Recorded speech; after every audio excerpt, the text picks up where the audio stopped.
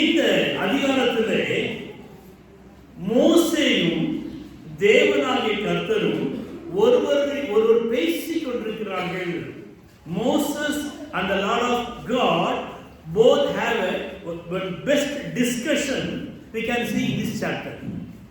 அது என்ன பேசிக் கொண்டிருக்கிறார்கள் என்றால், மோசே தன்னுடைய மனதில் உள்ள ஒவ்வொன்றையும் அவன் சொல்லிக் கொண்டிருக்கிறான் ஆண்டவரிடத்திலே.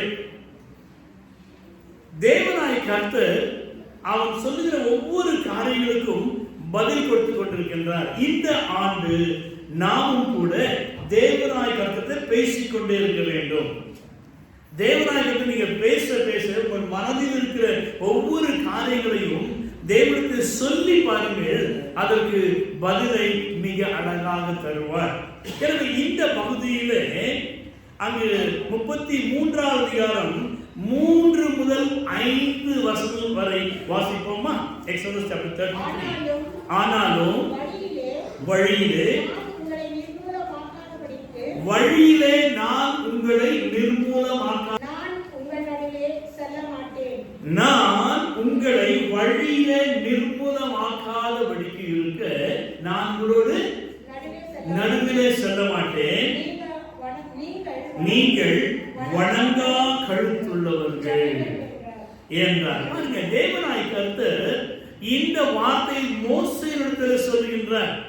மோசே இந்த 6 லட்சம் புருஷருக்கும் 6 லட்சம் ஸ்திரீகளுக்கும் கிட்டத்தட்ட 23 லட்சம் என்று சொல்கிறார்கள். 23, 27 லட்சம் வரைக்கும் அங்க ஆடு மாடுகள் எல்லாத்தையும் சேர்த்து பார்க்கிறவர்களே, இவ்வளவு கூட்டத்தை ஒரு மனுஷன் மோசேயை கொண்டு தேவனாகிய கர்த்தர் எகிப்திலிருந்து கானானுக்கு நடத்தி செல்கின்றார். நம்மையும் கூட இந்த உலகமாகிய அடிமைத்தனம், இந்த எகிப்திலிருந்து பரம கானானுக்கு நாம் என்ன செய்கிறோம்?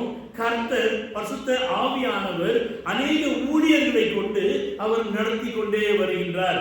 அவ்வாறு நடத்துகின்ற வகையிலே இங்கு மோசே என்ன சொல்கின்றார் என்றால், அங்கு அவர் தேவனாகிய கர்த்தர் பேசின இந்த வார்த்தைகள் அவருக்குள்ளாக ஒரு பயத்தை உண்டாக்கினது, ஒரு கலக்கத்தை உண்டாக்கினது. நான் உங்கள் நடுவில் இருக்க மாட்டேன் என்று தேவனாகிய கர்த்தர் சொல்லுவார் என்றால், நான் எப்படி இந்த ஜனங்களை விசாரிக்க முடியும்? நான் எப்படி அவருடைய கேள்விகளுக்கு பதில் சொல்ல முடியும் என்று அவனுக்குள்ளாக ஒரு போராட்டம். இரண்டாவது அவருடைய குடும்ப வாழ்க்கையிலே, அவனுடைய தனிப்பட்ட ஜீவியத்திலே இருக்கிற ஒவ்வொரு கேள்விகளுக்கும் அவனாலே பதில் சொல்ல முடியாமல் அவன் திகைக்கின்றான். காரணம் என்ன? தேவனாகிய கர்த்தர் சொல்லிவிட்டார், நான் உங்கள் நடுவிலே இருக்க மாட்டேன் என்று சொல்லி. இப்படிப்பட்ட சூழ்நிலையிலே இவன் ஒரு நல்ல தலைவனாக இருக்கின்றான். நம்முடைய பிள்ளைகளே, நம்முடைய வாழ்க்கையிலும் கூட இப்படிதான் ஒவ்வொரு நாளும் ஏதோ ஒரு காரியங்களிலே நாம் திகைக்கிறோம், பயப்படுகிறோம், குழப்பம் அடைகிறோம். அந்த சூழ்நிலையிலே நான் யாராக மாற வேண்டும்? மோசேயாக மாற வேண்டும். அல்லேலூயா. நான் மோசேயாக மாற வேண்டும். மோசேயாக மாறிப்பார்கள். அப்பொழுது நீங்கள் யாராக இருக்கிறீர்கள்? தலைவனாக இருக்கிறீர்கள். நாம் தலைவனாக, தலைவியாக கர்த்தர் நம்மை தெரிந்து கொண்டிருக்கிறபடினாலே இந்த மோசே என்ன செய்கிறார் என்றால், இந்த யாத்ராமம் 33வது அதிகாரம் பார்க்கின்ற வகையிலே மிக அழகாக 11வது வசனத்திலே ஒரு சிநேகிதனோடு பேசுவது போல என் தேவனாகிய கர்த்தர் மோசேயோடு கூட பேசிக் கொண்டிருக்கிறதை நாம் பார்க்கின்றோம். உன்னோடு கூட என் தேவனாகிய கர்த்தர் ஒரு சிநேகிதனை போல அவர் பேச விரும்புகின்றார். அல்லேலூயா. இங்கு இப்படிப்பட்ட சூழ்நிலையிலே இவன் என்ன செய்கிறான்? ஆண்டவரிடத்திலே ஒரு மன்றாட்டுதலை அவன் வைக்கிறதை பார்க்கின்றோம். இந்த 33வது அதிகாரத்திலே அங்கு நாம் தொடர்ந்து வாசிக்கின்ற வகையிலே 17வது வசனத்திலே என்ன சொல்கிறார்? என் கண்களிலே உனக்கு கிருபை கிடைத்தது. ஆமென். உன்னை பேர் சொல்லி அழைத்து அறிந்திருக்கிறேன் என்றார். தேவனுடைய பிள்ளைகளே, நம்முடைய பெயரை என் ஆண்டவர், என் தேவனாகிய கர்த்தர் அறிந்து வைத்திருக்கின்றார். அல்லேலூயா. நீ ஒரு தலைவன், ஒரு தலைவி. நீ எப்பொழுதெல்லாம் சோர்ந்து போகிறாயோ அந்த சூழ்நிலையிலே என் தேவனாகிய கர்த்தர் உன்னை பெயர் சொல்லி அழைக்கின்றார். உன் பெயரை அவர் அறிந்து வைத்திருக்கிறார். யோசிக்கலாம், என்ன எல்லாரும் மறந்துச்சாங்க, நான் எவ்வளோ உதவி செஞ்சேன், எவ்வளோ நன்மை செஞ்சேன், நான் அவளை படிக்க வச்சேன், நான் அவளை நல்ல விதத்தில் பார்த்து கொண்டேன், ஆனாலும் கடைசியில என்னை உதவிவிட்டு செல்கிறார்கள் என்று சொல்லி உன்னுடைய வாழ்க்கையில ஒரு குழப்பமான, ஒரு கேள்வியான ஒரு சூழ்நிலை இருக்கும் என்றால் தேவனுடைய பிள்ளைகளே, இந்த மோசேயை போல நீ தேவனோடு கூட பேசுகின்றவனாக இருக்க வேண்டும். தேவனாய் கர்த்தர் சொல்லிவிட்டார், நான் உங்கள் நடுவே இருக்கிறேன். அவன் பயந்தான், திகைத்தான், கலங்கினான், ஆனால் ஆண்டவரை விடவே இல்லை. அல்லேலூயா. 16வது வசனம் வாசிப்போமா? 16:33. உம்முடைய கண்களிலே கிருபை கிடைத்தது என்றால், அங்கே என்ன சொல்றாரு? என் கண்களிலே உனக்கு கிருபை கிடைத்தது என்று சொல்லிவிட்டார். அப்போ கிருபை கிடைத்தது என்றால் அது எதனாலே அறியப்படுமா? நீர் எங்களோட வருவதினால் அல்லவா.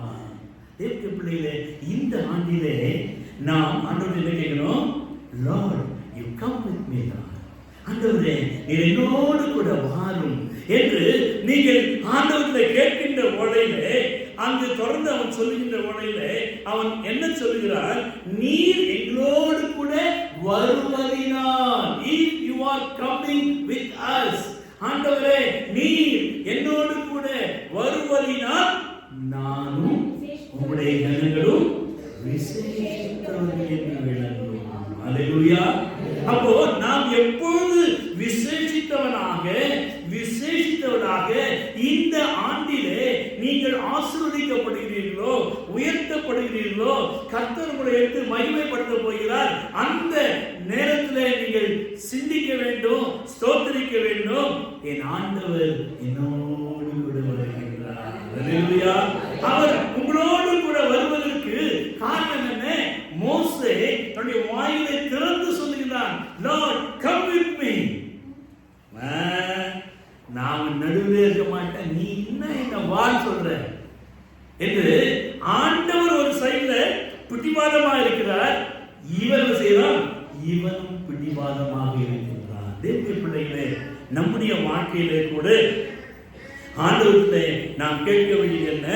ஒரு கடினமான ஒரு சூழ்நிலை, புரிந்து கொள்ள முடியாத ஒரு சூழ்நிலை. இந்த சூழ்நிலையிலே அவன் சொல்லுகிற ஒரு காரியம் என்ன?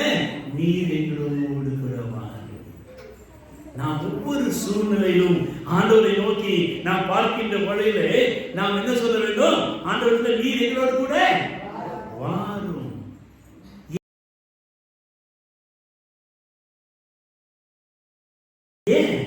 நீரெல்லாம் எங்களுக்கு பரலோகில் யாருண்டு ஜீவனாதா. நீரெல்லாம் எங்களுக்கு பரலோகில் யாருண்டு ஜீவனாதா.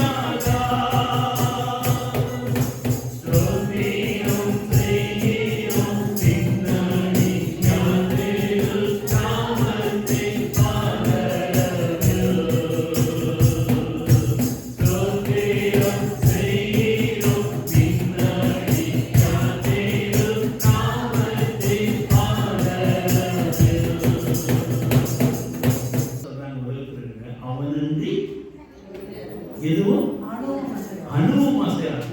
ஆமா பாருங்க, அப்போ அநேக நாடுகள் அனுபவம் செஞ்சு வச்சிருக்காங்க, ஆனால் அது கூட அவரை அசையாது. அல்லேலூயா. ஏனென்றால் அவருடைய கரத்தில் இருக்குது ஒவ்வொரு காரியம். ஆயுதம். அப்போ நமக்கு விரோதமாக, உனக்கு விரோதமாக எந்த ஆயுதங்களும் அவன் அசைக்க முடியாது. ஆனால் மோசேயை போல எந்த சூழ்நிலையிலும் ஆண்டவரை நாம் விடாமடியாக பற்றிக் கொள்ள வேண்டும் என்று இவன் எதற்காக எங்களோட கூட வாரும் என்று அழைக்கிறான் என்றால், அவர் என்னோடு கூட வருவார் என்றால் என்னை, என்னுடைய ஜனங்களை விசேஷித்தவர்களாக மற்றவர்கள் பார்ப்பார்கள். கடந்த ஆண்டு வரைக்கும் ஒருவேளை நம்ம கேவலமா யோசிக்கலாம், ஒரு துன்பமா இருக்கலாம். ஆனால் இந்த ஆண்டிலே உங்களை மற்றவர்கள் பார்க்கின்ற வேளை they are special. அவர்கள் விசேஷித்தவர்கள். They are anointed people. They are separated people. They are designed by the Lord. என்று உங்களை குறித்து ஒரு விசேஷித்த ஒரு சிந்தனையை எதிராளிகளுக்கு என் தேவன் கொடுக்க போகிறார். தேவனுடைய பிள்ளைகளே, அல்லேலூயா. நாம் நினைப்பதற்கு மேலாக, எனவே அங்கு முதலாவது நம்மை விசேஷித்தவராக்குகின்றார். ஒரு சிலர் ஒரு டேலண்ட் இருக்கும், அவங்களுக்கு மற்றவர்களை காட்டிலும் சிறந்து விளங்குவார்கள் ஏதோ ஒரு காரியத்தில். மல்டி டேலண்ட் பீப்புள் இருக்கிறாங்க, அவர்கள் ஒரு விசேஷித்தவர்கள். ஒரு சிலர் அப்படியே பிரிந்து இருந்து நன்மையான காரியங்களையே செய்து கொண்டிருப்பார்கள், அவர்களும் யாரு? விசேஷித்தவர்கள். ஒரு சிலர் நான் தகுதியே இல்லப்பா, நான் மரமண்ட. பேரண்ட்ஸ் நேரத்தில் பிள்ளைங்களா சொல்லுவாங்க, மண்டு மண்டு மண்டு மண்ணங்கட்டி தலையில என்ன இப்படி சொல்லி சொல்லி அந்த பிள்ளை வளர வளர அதுதான் யோசிக்கும். ஸ்கூல்ல போனா டீச்சரை தான் சொல்றாங்க, வீட்டில் வந்தா அம்மா அப்பா மண்டையில ஒண்ணு அதான்றாங்க. அதனால இந்த பிள்ளைகள் அப்படி ஒதுக்கப்படுகிறார்கள். ஒருவேளை நாம் ஒதுக்கப்பட்டவர்களாக இருப்போம் என்றால் அப்படிப்பட்டவர்களை என் தேவன் செய்ய விரும்புகிறார். அவர் பிரித்தெடுத்து நம்மை விசேஷத்தவர்களாக ஆக்க விரும்புகிறார். அல்லேலூயா. நீ எங்களோடு கூட வருவதினால் விசேஷித்தவர்களா. அப்ப ஆண்டவர் எங்கெல்லாம் நாம் செல்லுகிறோமோ அங்கெல்லாம் அவர் வருவதற்கு ஆயத்தமாக இருக்கிறார். நாம் அவரை அழைத்து கொண்டு செல்ல வேண்டும். எப்படி அழைத்து கொண்டு செல்ல வேண்டும்? இந்த யாத்ராகமம் 33ஆம் அதிகாரம் 11வது வசனத்திலே ஒரு சிநேகிதனோடு பேசுவது போல என் தேவனாகிய கர்த்தர் மோசேயோடு பேசுகிறாராம். அப்போ எதற்காக மோசே விசேஷித்தவனாக மாறுகிறார் என்றால், தேவனாகிய கர்த்தர் அவனுக்கு சிநேகிதன். நிறைய பேர் சொல்லுவாங்க, ஐயா எனக்கு மோடியை தெரியும். யாருக்கு தெரியும்? மோடியை தெரியும். ஆனா மோடிக்கு எனக்கு தெரியும். எப்படி? மோடி, எனக்கு மோடி தெரியும். ஆனா இன்னைக்கு அப்படிதான் நிறைய பேர் கிறிஸ்தவங்க நம்மளுக்கு இயேசுவை தெரியும், எனக்கு இயேசுவை தெரியும், நான் நல்லா பாட்டு பாடுவேன், நல்லா ஜெபம் பண்ணுவேன், ஆனால் இயேசுக்கு என்னை உங்களுடைய அடியே. எனவே தேவனுடைய பிள்ளைகளே, நாம் என்னை நேசிக்கிற, என்னை சிநேகிக்கிற ஒருவர் இருக்கிறார். அப்போ மோசேக்கு சொல்றாரு, மோசே தேவனாகிய சொல்ற, சிநேகிதனே நீ என்னோட கூட வா என்று கூப்பிடுகிறார். அப்போ நம்முடைய நல்ல best friend you have Jesus Christ. ஒரு நல்ல நண்பன் உண்டென்றால் இயேசு கிறிஸ்து மாத்திரமே. மீதி எந்த நண்பனாக இருக்கட்டும். ஃபேமிலியில பெஸ்ட் ஃப்ரெண்ட் யாரு? வாவ், ஜூலியஸ் என்ற husband, very good, God bless. ஆமா, புருஷனுக்கு மனைவி, மனைவிக்கு ஆமா the பெஸ்ட் ஃப்ரெண்ட். நல்ல தோள் மேல கை போட்டு போங்க. ஆமா, எங்க போறாரு அவரு? நான் முன்னால போறேன், நான் பின்னால போறேன். கொஞ்சம் புதிய ஆட்கள் புதிய பிராக்டிஸ் பண்ணி பாருங்க. தேவனுடைய பிள்ளைகளே, அங்கே நல்ல சிநேகிதனா, அந்த சிநேகிதனாக இருக்கிறபடினாலே தேவனாகிய கர்த்தர் அங்கு கூப்பிடுகின்றார். தொடர்ந்து நீங்க அதிகாரத்தை நீங்க வாசித்து பாருங்க. முகமுகமாய் பேசுகின்றார் மோசேக்கு. எனவே அங்கு அவன் விசேஷித்தவனாக மாறுகின்றான். அப்போ ஒரு சிலர் பாருங்க பேசுற நேரத்துல இந்த போலீஸ் ஸ்டேஷன் போனீங்கன்னா இந்த புடிச்சுன்னு வராங்க பாருங்க, அவங்க வந்து டிஃபரன்சியேஷன் பண்ணுவாங்க. எப்படி பண்ணுவாங்கன்னா லைனா நிக்க வச்சிருவாங்க. நிக்க வச்சிருந்தா ஒருத்தர் தான் செய்வான், குருட மாதிரி பார்த்துட்டு இருப்பான். அப்படி ஒரு 4 பேர் அவங்கள ஒதுக்குவாங்க. இன்னொருத்தன் கீழே குனின்னு அப்படி பார்ப்பான், அவனை ஒதுக்குவாங்க. ஒருத்தன் நேராக கண்ணு பார்ப்பான். கண்ணு பார்க்கணும்னு என்ன சொல்லுவான், நீ போப்பானுவான். இப்படி அவங்க பார்க்குறான் பாருங்க, இது புதுசாக அவனை கேஸ்ன்னு சொல்லிட்டு அவனையும் ஒதுக்கிடுவாங்க. கீழே குனிஞ்சு அப்படி திட்டு பார்வை பார்க்குறாங்க, அவனை தருவான். தேவனுடைய பிள்ளைகளே, நம்முடைய பார்வையை என் தேவன் அறிந்து வைக்கிறார். நீ அவரை பார்க்காட்டினாலும் அவர் உன்னை பார்க்கிறார். 139 சங்கீதத்திலே நாம் பாதாளத்திலே படுக்கை போட்டார். ஆமா, அங்கே இருக்கிறேன், ஒரு கரம் என்னை நடத்தும், தேற்றும், மாற்றும். எனவே இரண்டாவதாக நாம் எதற்காக விசேஷித்துள்ளார்களோ முகமுகமாக பார்க்கிறபடினாலே, தொடர்ந்து அந்த அதிகாரத்தில் நீங்கள் வாசிக்கிறவர்களே, என் சமூகம் உனக்கு முன்பாக செல்லும் என்று அவர் வாக்கு கொடுக்கிறார் மோசே. முதல்ல என்ன சொன்னாரு, நீங்க வணங்கா adamant people, கீழ்ப்படிய மாட்டீங்க. ஆனால் கீழ்ப்படியாத இந்த மோசேகள் அப்படிப்பட்டவன் தான். அவனும் கம்பி கிடையாதுங்க. தேவனாய் அழைக்கின்ற வேலை நான் என்ன சொன்னானு திக்கு வாயிலும். ஆனா அப்போஸ்தலர்கள் வாசி பார்க்கின்ற வேலை அங்கு பார்வோன் அரண்மனையிலே அவன் வளர்க்கப்படுகிறான். அவனுக்கு எல்லா ஞானங்களும் கற்றுக் கொடுக்கிறார்கள். அவனை மெடிக்கல் ட்ரீட்மெண்ட் கொடுத்து அவன் நாட்களும் சரிப்படுத்திடுவாங்க. ஆனா தேவநாயகத்தில் போய் சொல்லுகிறான். ஆனால் பேசிக்கொண்டே இருக்கிறான். அதிகாரத்தை வாசி பார்க்கின்ற தேவனுடைய பிள்ளைகளே, நான் யார் என்பதை என் ஆண்டவர். நீ ஒரு தலைவனாக இருக்கலாம், ஒரு தலைவியாக இருக்கலாம், ஆனால் உள்ளத்தை என் ஆண்டவர் அறிந்து வைத்திருக்கிறார். தேவனுடைய பிள்ளைகளே, நாம் மனுஷரை ஏமாற்றலாம், நான் கர்த்தரை ஏமாற்ற முடியாது. ஆனால் கர்த்தர் அப்படிப்பட்ட நம்மை தான் தலைவனாக தலைவியாக தெரிந்து வைத்திருக்கிறார். அல்லேலூயா. ஏனென்றால் அவருடைய பார்வையிலே நாம் யாருங்க? விசேஷித்தவர்கள். நாம் விசேஷித்தவர்கள், நாம் தெரிந்து கொள்ளப்பட்டவர்கள். we are the valuable person, we are worth person. நாம் அவருடைய பார்வையிலே, மற்றவருடைய பார்வையிலே அல்ல தேவனுடைய பிள்ளைகளே. ஏனென்றால் அந்த சமூகம் உனக்கு முன்பாக செல்ல ஆயத்தமாக இருக்கிறது. அப்போ நீங்கள் யார்? நான் யார்? நாம் யார்? எதனாலே? அவர் கூட இருந்து நம்ம என்ன செய்யணும்? சண்டை போடுற விடக்கூடாது. ஏற்கனவே வீட்டுல காலி துப்புறாங்க, சொசைட்டில காலி துப்புறாங்க. உங்ககிட்ட வந்தா நீ என்ன சொல்றது? உங்ககிட்ட வர முடியாது, நீங்க வரணா கட்டுதாப்பா. அவர் சொல்றது சொல்லிக்கிட்டே தான் இருக்க.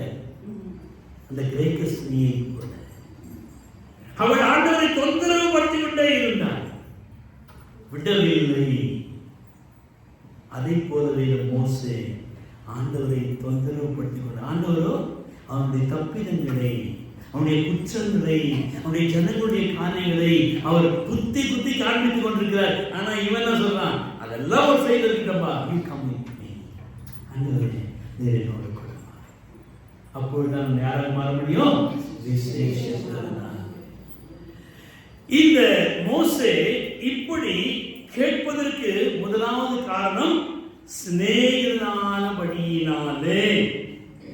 அப்போ நமக்கு இந்த புதிய ஆண்டிலே பழைய சிநேகத்தெல்லாம் என்ன செய்யலாம்? ஒரு ஓரம் கட்டிடுங்க, ஒரு ஓரமா வச்சுட்டு ஒரே ஒரு சிநேகிதனை உங்களுடைய வாழ்க்கையில இந்த புதிய ஆண்டிலே பிடித்துக் கொள்ளுங்கள். அப்பொழுதுதான் நீங்கள் விசேஷித்தவர்களாக மாற முடியும். அல்லேலூயா. அப்பதான் என்ன பாட்டு பாடணும்? தேவா நான் எதினால் விசேஷித்தவன், ராஜா நான் அதை தினம் யோசிப்பவன். தேவா நான் எதினால் விசேஷித்தவன், ராஜா நான் அதை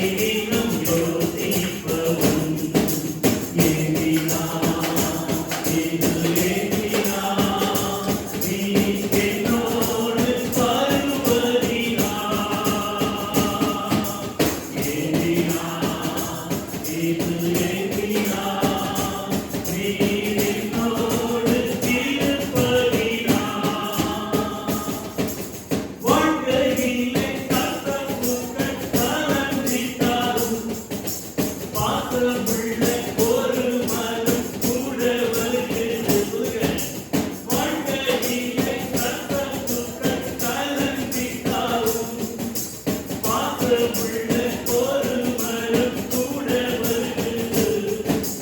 அன்பான தேவன் என்னோடு இருப்பார், அன்போடும் என்பார்.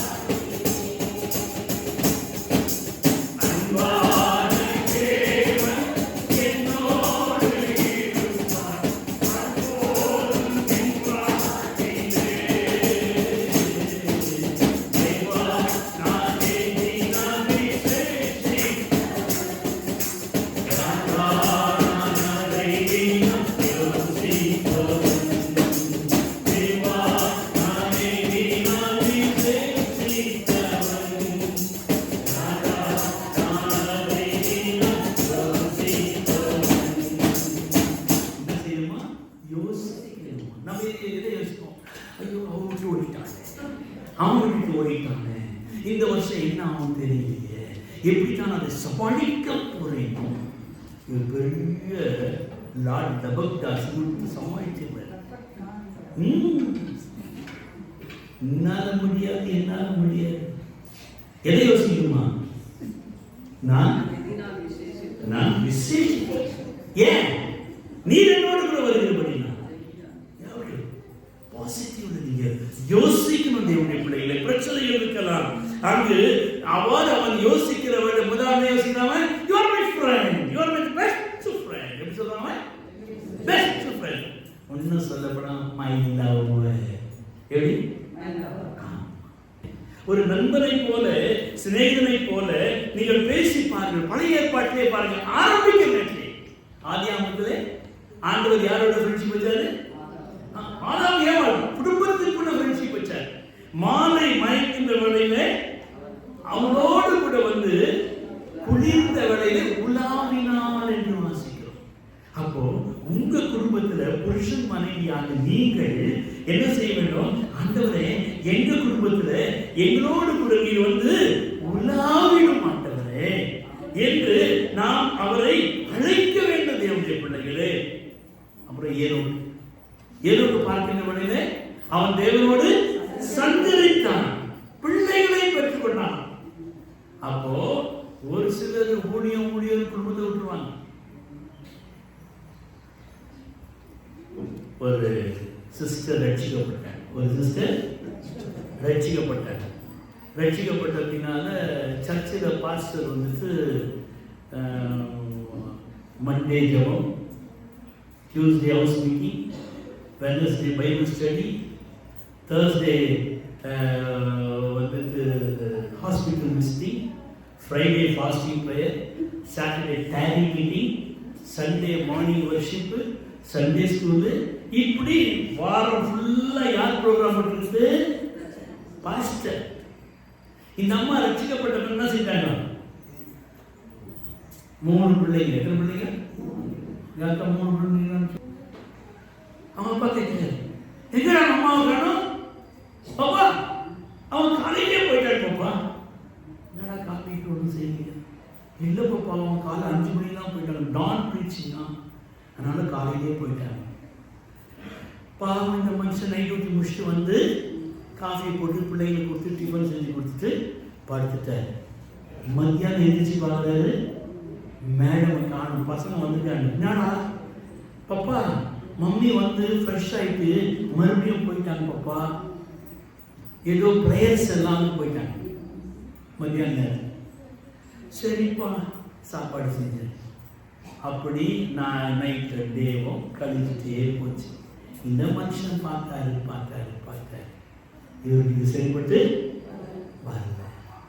இவர் என்ன செஞ்சாரு? ஒரு அம்மாவை கொண்டு வந்து வீட்டில் வச்சுட்டார். இருக்கு சமையல் செய்யறதுக்கு, வேற ஒன்று இருக்கு சமையல் செய்யறதுக்கு. இந்த அம்மா சமையல் செஞ்சு லாஸ்ட்ல 2 பேரும் அங்க ஃபேமிலியா செட்டில் ஆயிட்டாங்க. இப்போ இந்த விஷயம் போயிடுச்சு, பாஸ்டர்கிட்ட போயிடுச்சு. அவர்கிட்ட ஒன்று அவரு கோபம் கூட அசன் பாஸ் எல்லாம் அந்த மாதிரி 3 பேர் எல்லாம் தொப்பை இப்போ வச்சுக்கணும். எப்படி இருக்கீங்க? வாங்க ஐயா, சோதரம் எல்லாம் சோதரம் வெட்டையும் ஜொலையுமா போட்டு உட்கார்ந்து இருக்காங்க. உடனே இவர் யாரு வீட்டு எஜமான் அந்த லேடி அப்படின்ற சொன்ன உடனே அங்கே என்ன வருது, வடை வருது, காஃபி வருது, பாயாசம் வருது, அப்புறம் சவுச்சவு பாத்து வருது. இதெல்லாம் வந்த உடனே இவங்க எல்லாம் என்ன செய்யறாங்க, சாப்பிட்றாங்க. இதுல பெரிய பாசிங்கன்னா சுகர். ஓ வள்ளியில உண்டு, நல்ல டேஸ்ட் உண்டு, கிட்டும் கிட்டும் சொல்லி வாங்கி வாங்கி மொட்டை மொட்டை போட்டுட்டு இருக்காரு. அப்போ இவர் கேட்கிறாரு, ஐயா நல்லா இருக்கு ஐயா. ஆமாங்க நல்லா இருக்கு, ரொம்ப அதுக்காகத்தான் ஐயா என்னம்மா நான் கூட வீட்டில் வச்சுட்டேன். அந்த அம்மா ஊழியம் செய்யறாங்க, இந்த அம்மா அந்த அம்மா மரியாதை, இந்த அம்மா ஓ இது நல்ல யோசனை பேச்சு போயிட்டேன். தேவனுடைய பிள்ளை, நீங்க ஊழியம் செய்வது என்பது முதலாவது ஒருவன் தன் சொந்த வீட்டை கவனியாதிருந்தால் சபையை எப்படி விசாரிப்பாங்க வாசிக்கிறோம். எனவே ஊழியம் செய்கிறவர்கள் ஆண்டவரோடு கூட குடும்பத்தோடு ஊழியம் செய்யணுமா. அதான் ஏவாளோடு என் தேவனாய் கர்த்தர் கடந்து சென்றார். தொடர்ந்து ஏசாயா 41:8 சிநேகிதனான ஆபிரகாமின் சந்ததியே என்று வாசிக்கிறோம். அப்ப ஆபிரகாமுக்கு the best friend, Mr. Abraham's best friend is the Lord of God, தேவனாகிய கர்த்தர் தான். ஆனா நீதிமொழிகள்ல சாலமோன் சொல்லுகின்றவர்களே ஒரு அழகான ஒரு காரியத்தை சொல்கிறார். நீதிமொழிகள் 27வது அதிகாரம் 10வது வசனம் வாசிக்கின்ற வரையிலே, உன் சிநேகிதனையும் உன் தகப்பனுடைய சிநேகிதனையும் விட்டு விடாதே என்று சாலமோன் சொல்கிறார். யாருங்க? அப்பாவுக்கும் சிநேகிதன், மகனுக்கும் சிநேகிதன். யாராக இருக்க முடியும்? இப்ப ஏன் வயசுல இருக்கவங்களுக்கு எவ்வளவுதான் நான் நீயும் கூட ஒட்டினாலும் அவனை செய்ய மாட்டான், ஒட்ட மாட்டான். நான் தோல் மேல கை போட்டாலும் சரி, நான் ஓய் நம்மளாம் சேர்த்து மாட்டேன் என்ன செய்வாங்க, இவங்க என்ன இருக்கு அப்படின்னு சந்தோஷப்பட்டு அப்படி தூர தூரம் போயிருவான். இதே நேரத்தில் இவன் வயசுல இருக்க பசங்க நம்ம சான் பத்தியா அதுதான் போய் நப்தான் போய் இங்க பத்தியா அப்படின்னா. ஆனா வேதம் சொல்றது உன்னுடைய சிநேகிதனையும் உன் தகப்பனுடைய சிநேகிதனையும் விட்டு, ரெண்டு பேரும் ஒரே சிநேகிதன். ஆமென். அப்பாவுக்கும் அவர் தான் சிநேகிதன், மகனுக்கும் அவர் தான் சிநேகிதன், பேரனுக்கும் அவர் தான் சிநேகிதன், எல்லாருக்கும் அவர் தான் சிநேகிதன். எனவே நம்முடைய சிநேகிதனை குறித்து மத்தேயு 11ஆம் அதிகாரம் 9வது வசனம் வாசிக்கின்ற உடனே, ஆயக்காரருக்கும் பாவிக்கும் அவர் சிநேகிதனாக இருக்கிறார் என்று ஜனங்களே சொல்கிறார்கள். பரிசேயர் சதுசேயர் அங்கு அறிக்கை எழுதுகிறார்கள். தேவனுடைய பிள்ளைகளே, எனவே நாம் யாரை சிநேகிக்க வேண்டும்? என்னை சிநேகிக்கிறவரை, என்னை சிநேகிக்கிறவரை. அப்போ உங்களை ஒருவர் சிநேகிக்கிறார் என்றால் அவர் தான் உங்களுக்கு நல்ல நண்பனாக இருப்பார். அப்போ அருமையான சகோதரனே, என் மனைவியை நீ சிநேகிக்க கற்றுக்கொள். அதே போல மனைவியை உடைய புருஷனை சிநேகிக்க கற்றுக்கொள். நீ எந்த அளவுக்கு சிநேகிக்கின்றாயோ அந்த அளவுக்கு அந்த சமூகம் உன்னோடு கூட கடந்து செல்வார். நீ ஒரு விசேஷித்தவனாய், நீ விசேஷித்தவனாய் மாற்றப்படுவாய். எனவே அந்த சிநேகம் ஆனது அது மனதிலே மனுஷனிடத்திலிருந்து வருவதல்ல, அது தேவனிடத்திலே வருகிறது. அது உள்ளான இருதயத்திலே இருந்து வருகிறது. ஒரு புருஷன் தன்னுடைய மனைவியை எந்த அளவுக்கு நேசிக்கிறான் என்றால், அவள் அவனை விட்டு விட்டு சோரம் போனவளாக இருந்தாலும் அவள் திரும்பி வருகின்றவளையே அவளை அன்போடு ஏற்றுக்கொள்கிறவன் தான் உண்மையான சிநேகிதன். அதே போல தன்னுடைய புருஷன் எவ்வளவு கேவலமான ஒரு மனுஷனாக இருந்தாலும் சரி, அவன் மற்ற பெண்களோடு அவன் வேசித்தன ஆவியிலே அவன் வாழ்ந்து கொண்டிருந்தாலும் சரி, இவள் அவனை உண்மையாக சிநேகிக்கிறபடியினாலே இவருடைய சிநேகிதம் அவனை மாற்றிவிடும். தேவனுடைய பிள்ளைகள், அதுதான் சிநேகிதம் என்பது. இப்படிப்பட்ட ஒரு சூழ்நிலையிலே ஆனால் இன்றைக்கு என்ன நடக்கிறது? புருஷன் மனைவியை வெறுக்கிறான், மனைவி புருஷனை வெறுக்கிறான். உலகம் வெறுக்கையில் நீரோ அணைக்கிறீர். அந்த அணைப்பினாலே அந்த வெறுப்பை மறக்கிறேன். அப்ப இதுல வெறுப்பு மறக்க முடியும்?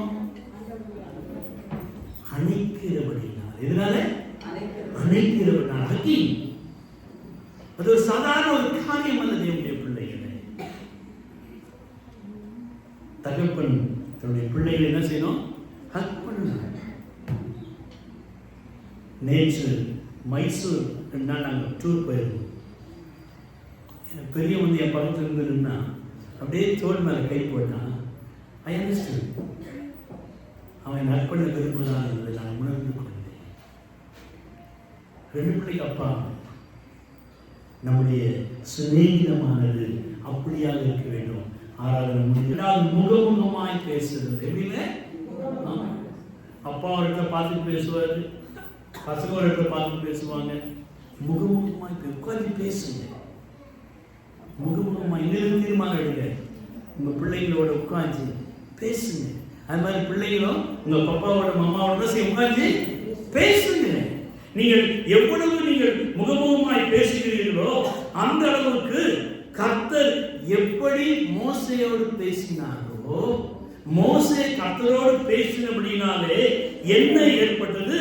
34:29 பேசினதினால் மோசேயின் முகம் பிரகாசித்தது.